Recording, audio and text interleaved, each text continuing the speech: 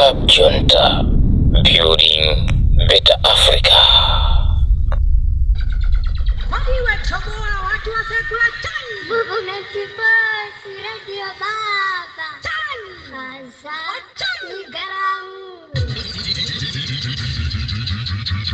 DJ Njanje, DJ Jawad, DJ Empire, DJ Samuel Mzuzu, DJ Gold, DJ Jumper Hello, DJ The Planet. Malawi Politics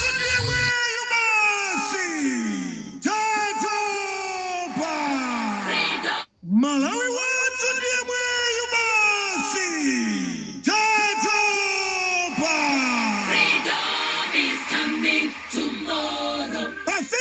Oktoba chaka chino zibani zinai za DPP, Afford, UTM ndi UTF zinakonza msonkhano watolankhani omwe cholinga chake nalikuuza bungwe la meki kuti liyankhe madandaulo awo masiku 14 asanathe kulephera kutero kukhala mbindikiro yambira lachitatu pa 13 November 2024 kuma ofesi ya meki kulilongwe mpakana meki chairperson Mai Anabelo Ntarimanja atule pansi udindo. Meki CEO Andrew Mpesi atule pansi udindo. Ndiye tikuti njira yatumisira zotsatira za zisankho kuchoka malo ovotera idzaende pamanja ngati mmene takhala tikuchitira kuyambira kale. Meki ikuyenera itsetse mgwirizano wawo ndi Smart Mati ndipo phase 2 yakalembera isayambe pomwe mavuto a mu phase 1 asanakonzedwe. Tiyeni tonse yambira lachitatu pa 13 November 2024 tikakumane kuma ofesi ya meki kulilongwe.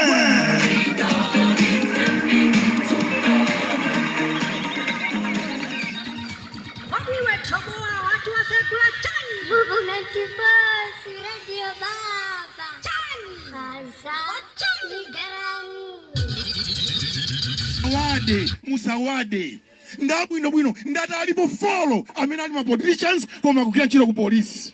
And I'm not happy. Anthu athu asavutike chifukwa cha abwa mpina kakakabwa ndakulu kunyinda.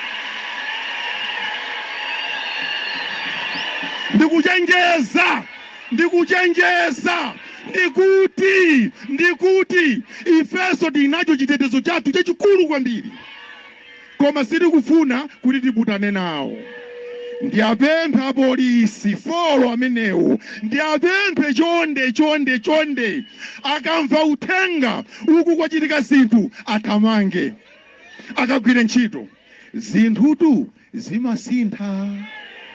Ndikuwuzeni ine nthawi imeneyo ndili ndi malemu apingu inakhala ngati switch inangoti tang zinthu zonse kusintha.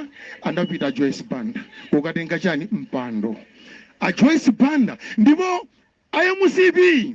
Ndikuchenjezeni polisi imene mukuinyadira leroyi kungoti mwaluza ndi ma seconds yonse imangoti wa kwapita muthalika. Ndipo ndikukuwuzani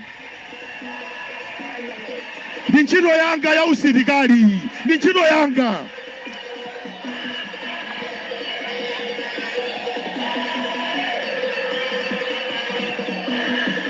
Bana Vice President muli pano. Azimayi awa musaone chonchi akugona njinjala. Akugona njinjala azimayi awa. Komanso mkati bodi akugona njinjala. Bwana akufuna nsalu. Aliyense amadziwira ndi makaka wake.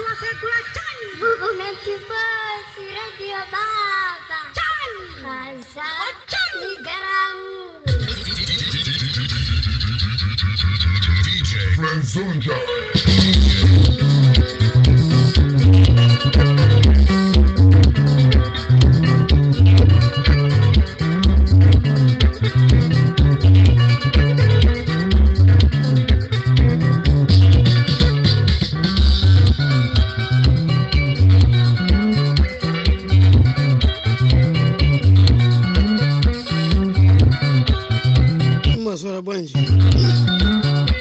Damba choncho Movement Force Radio nalonjeza kuti tibwera 11 koloko matizo zovuta zina ntakakamizika kuti tisasiye anthu tabwera pamenepo DJ Fulezo Njanje akantololo Movement Force Radio FM nkozi ni mulozi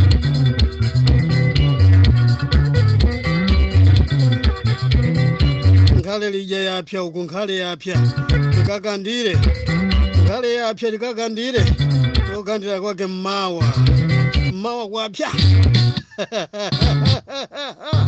sizoti hata tigaireni mavideo akumademo tiye ntonse tikafike kumeneko ngati tikufuna kutendere kuti tizimenyere ufulu wathu kuti agulugunyuntha amene wachoke funika tipite mmawa tikaonese ndithu mkwiyo wathu kuti amene wasankhidwa akufuna kubera zisankhowa akufuna kusokoneza zisankhowa amene akufuna kubweretsa nkhondo mdziko muno achoke.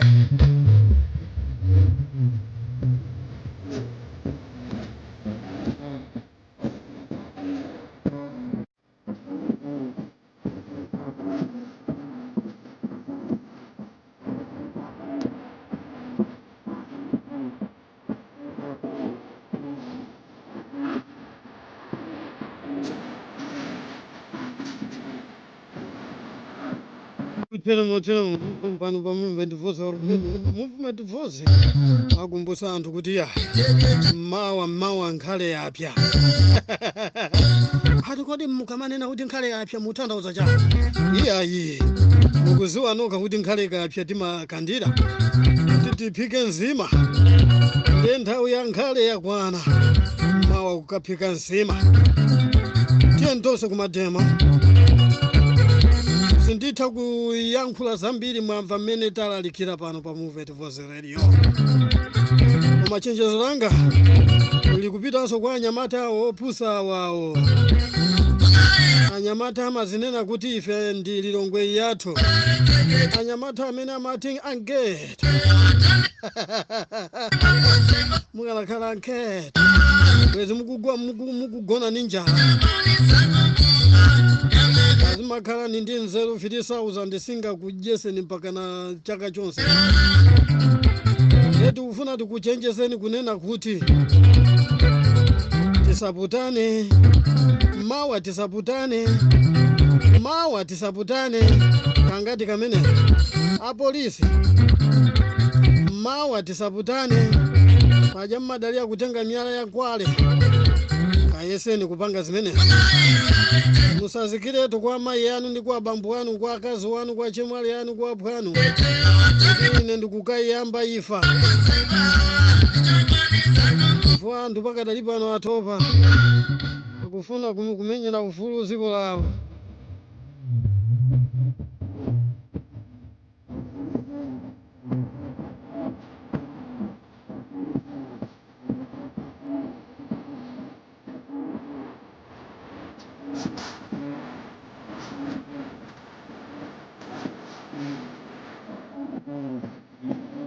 ndi nthawi yoti ndisewere ndithu tikukumbuseni kalekale kuti zinali bwanji kodi mwana amathanso osamva chisoni olakhale wamkazi koma amaziwa kubereka koma anthu akufa ninja akumazimangirira iye ndithu kufuna kubera chisankho ndeti kumuwuza kuti mwanayo kuti iyayi inu kabeni mbale kunyumba kwanu kapena ndiwo mukabe kunyumba kwanu koma sizoti mupange pologalamu yoti mube chisankho cha Malawi yonse tikutero pambano pa Movement Voice Radio kukumbutsani Amalawi nonse kuti tene mawa ndithu lachitatu lija lakwana palibe kuti muzinena kuti atizionera mmafoni iyayi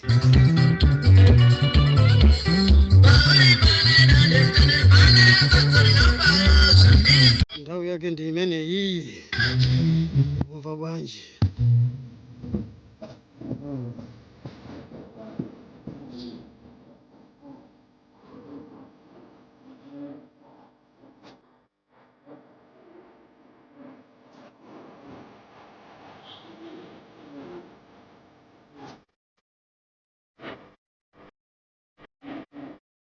kuimba kwa konkuja chitekete lena ditembo ulise kumene akukafamba pakaipa pa Malawi pakaipa shamale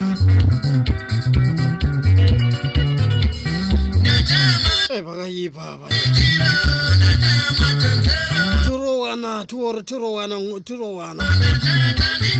turowana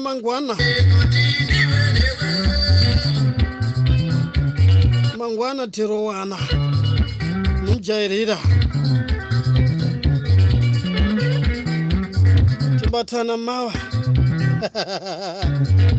tibatana mangwana bata mamisa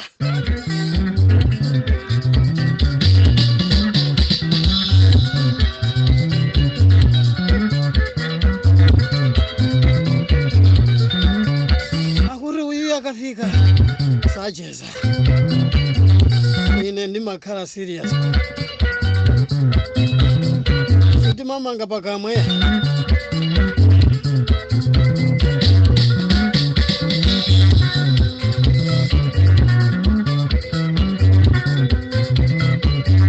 boma ndithu losabereka ine lokugwa mumpapaya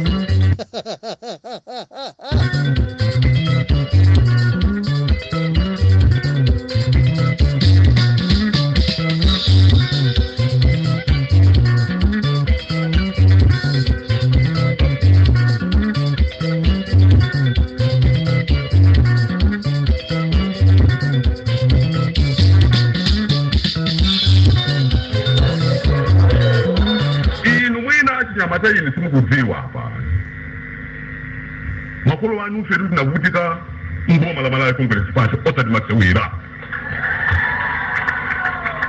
kunali kuvutika kuno kumangidwa kupedwa zosiyana lero wina akamanina kuti Congress ni madabu ana usawi ichi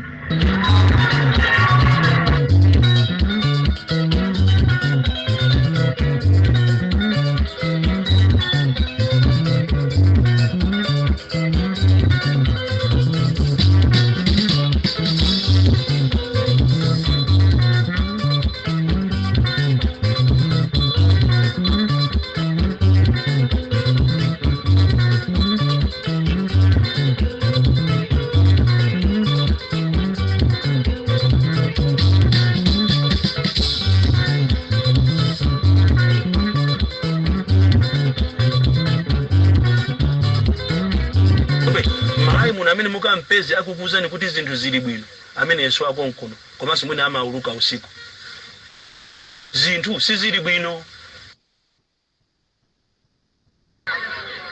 wayanga niyo bantu kuti wantu wazazimba kukoma wasati president amene azimba kukoma tikuvana baba ileyo munthawi woyanga ndikunena kuti zonse tinapanga hayi koma at least timapobiri timaoneka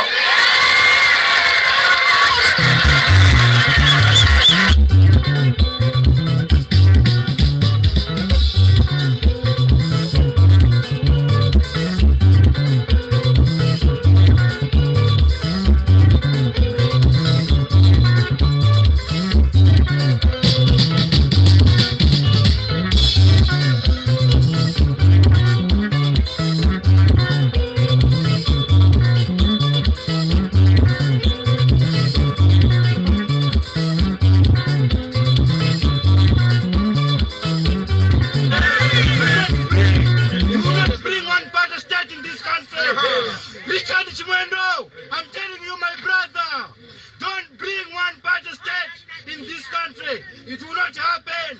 Malawians voted for multi-party democracy in 1994. We are ready. We are ready. We are ready to defend. We are ready to defend your country. We are ready to die. We are ready to die for it. That's the winner. We can't win the banda. Kill us. But our children, our grandchildren, they will come and defend this country. Simuberesa one party state in Malawi.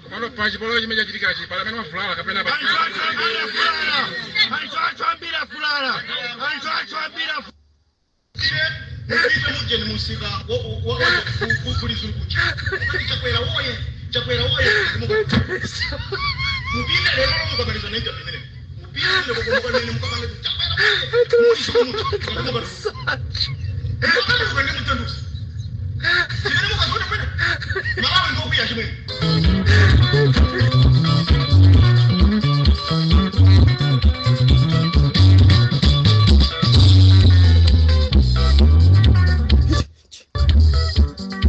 Kitchen.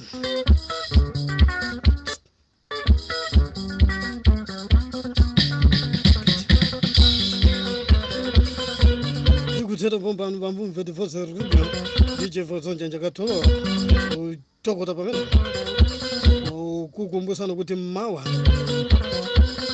tivale zilimbe. Kumaso uthenga wanga upite kwa polisi. Tifuna atiye galasi ukaponya kumene.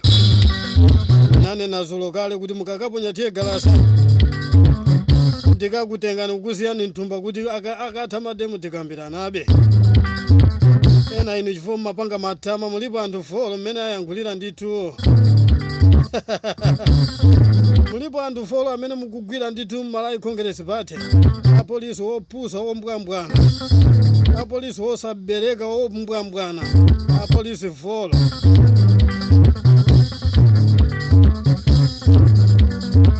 Ngani yake ndionena kuti mawa uba konse mawa kuterera. Ngati mwazolowera kuba ndalama kutibera misongo yathu mufunaso mubeso chisango. Mulibe manyaziya imene lili dziko. Ndinamva zulo kuti nterera nyani akunena kuti kodi inuyo anthu amene mukugulisa zovala mumagulisa tirauza ndalama imeneyi. Kodi munthu akugulisa tirauza 1000 Ndepa fikane nthawi yogulisa tirauza 5000. Iweyo wekha mmutu mosukuzowa kuti ziko sili kuyenda bwino. Kodi anthu 5000 ayipeza kuti. Pena pake tazipanga example kamayankhula. Sunapita kufetereza ati tikangokumvesera ati wopepera kwambiri. Fetereza nali pa 20000. Akuti wogulisa awo azisangalala koma wogula azilira.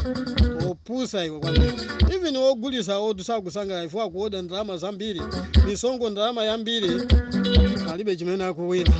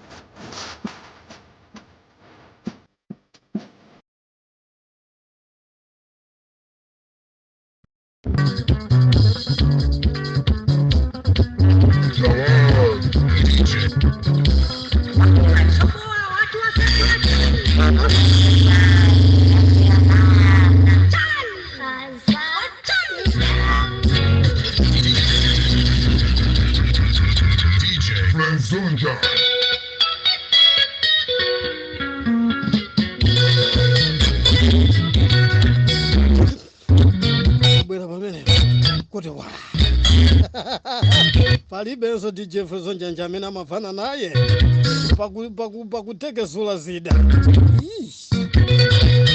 Iwaire seyo kaite pai. DJ Brown ndikumona kuzungula ndithu mu studio mu corridor. Akuti mundipase mpata kuti aha mmene ndikumvera kukoma pano. Kubwera nthawi ya firiko loko si nthawi ina.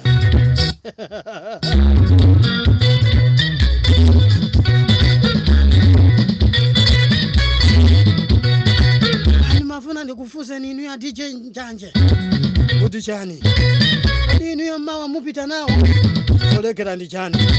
Ndikavalanso Movement Voice Radio. Apolisi khala ndi chero. Mukamuona munthu atavala Movement Voice Radio. DJ Fulezo Njanje angasiyane ndi Aboni Kalindo komanso angasiyane ndi ambuyawo ndithu aphade ambuyawo Aboni Kalindo audiya radio ija esera radio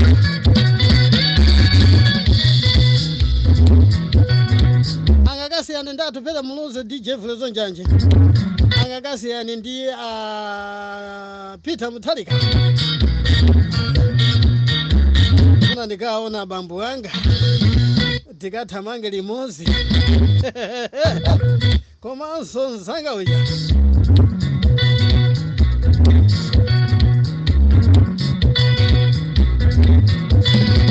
Mtambo komanso ajahana tikathamange nawo limodzi.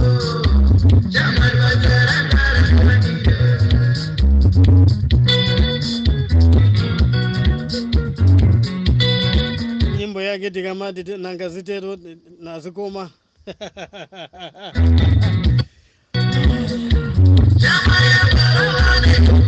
awena akandiimbira foni kuti inu ya DJ inuyo inuyo makwana kwambiri matha kusakatula komanso kumikisa zisulo zanu kuti mmayendera chani mu studio tu muno ife sitiyendera bluetooth ife sitiyendera foni iti ife sitichezekera foni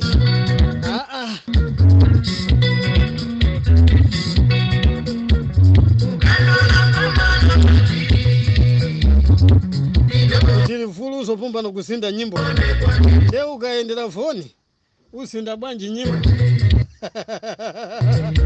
indi studio kwana mufuna kulengezesa malonda bwerani pano akabwera pano DJ Fulezo Njanje ukalengeza zamadera muona anthu mene angatokere mawa ife sitisewera pano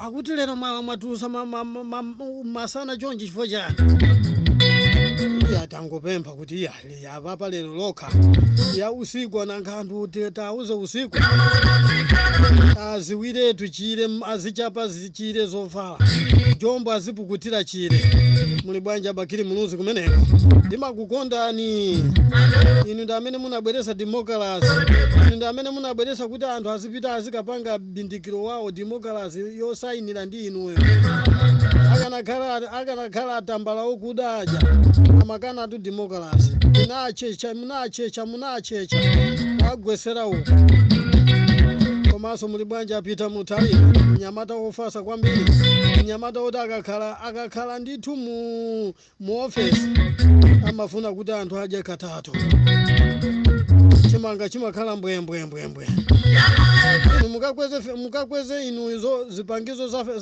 za ulimi kupha anthu iye koma sapanga zimene zamasisa muli bwanja komanso muli bwanja atupera muluzi mnyamata mzanga amagazi othamanga eto mawatu tikathamange limodzi tikagwirana manja choncho kumathamanga tikapanga chipako mawa makunyadirani kwambiri munthu mmodzi amene samakonda corruption amakonda kuba ndalama mnyamata ndithu amalifunira ziko lake zabwino paseni ulemu wanu muli bwanja vice president ayuti kukunyadirani kuti nyado maso jahana muli bwanji mumve muntimama mtambo kayionesa atu mene munayionesera 2020 pakadali pano anthu ndithu amangika mimba akumafuna atapita ku toilet koma sikukanika kukhala misusa kukhalapo kuchoka tukuta kuthemukira nthawi yozizira ikugwa mvula kuti ali kuchokera kuti mazi afika mkatondo mali afika nkhosi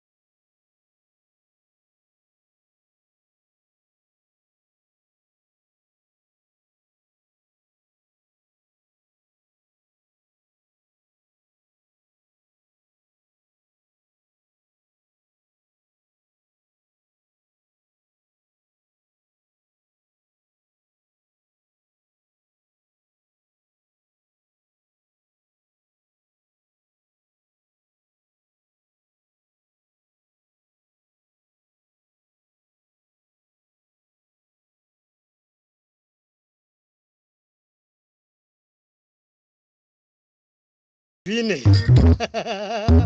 akuti pamenepo ndiye mwatikwana kwambiri inu mmakwanira mankhani ndionena kuti mukamamvesera osayiwala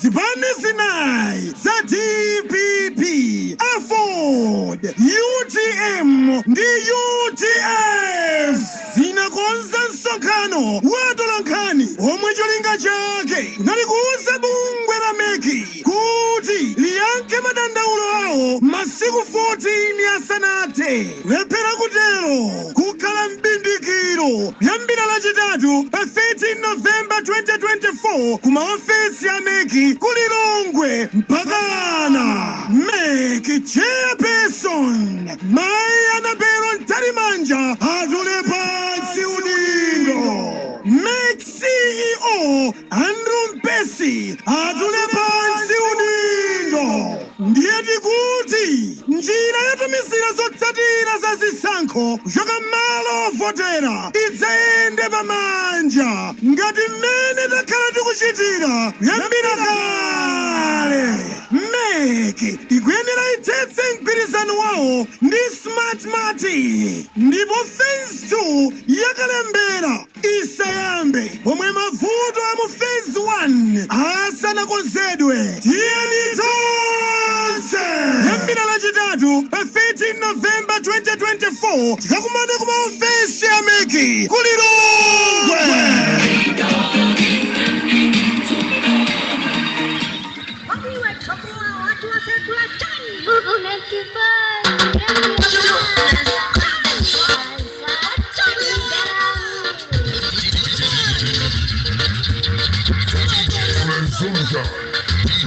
Yo,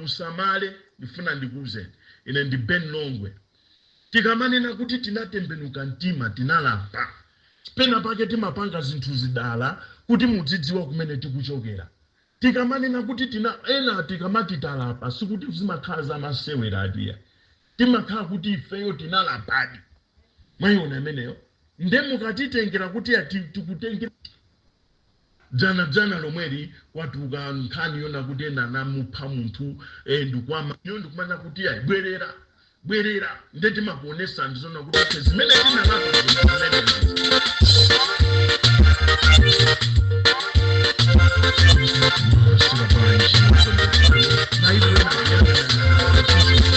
azikulamala kuti amanga aboma amange chifukwa cha zinthu zokusa zimene ife timakuza ndi musachite jana lomweri watuka nkhani yona kuti namupha muzi Ben Longwe tikamayankhula timayankhulira mtundu wa Malawi ndipo tikamayankhula timayankhula that is advocacy. Some people, they are so stupid and naive because they say kuna kuti bwanji sobera usapanga madem amene anakuuza kunena kuti advocates is not pakira maufulu siya ndizomenyera ufulu tentisiye zimene tipeza zinazochita tisiye zimene ndetu funa tione amene ama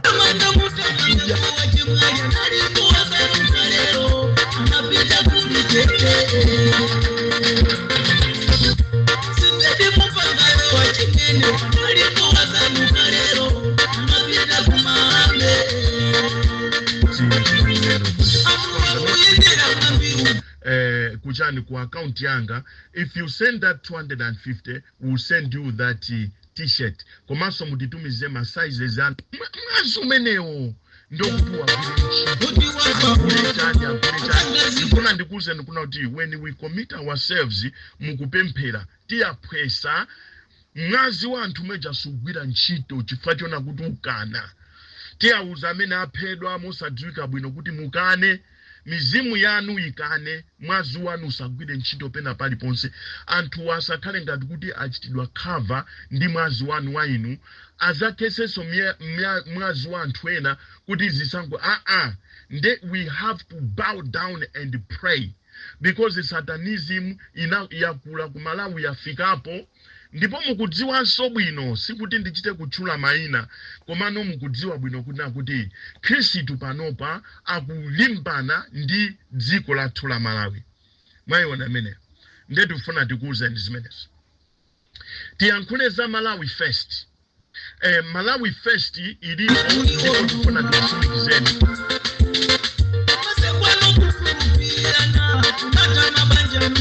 nthawi imene akulu amene asanachoke pabwalo pano apeza zochita atumidwa kuti akasokoneze madera mbindikiro mukachosedwa zala kumene ndikatere ine pane pandipululuke ndikuti papa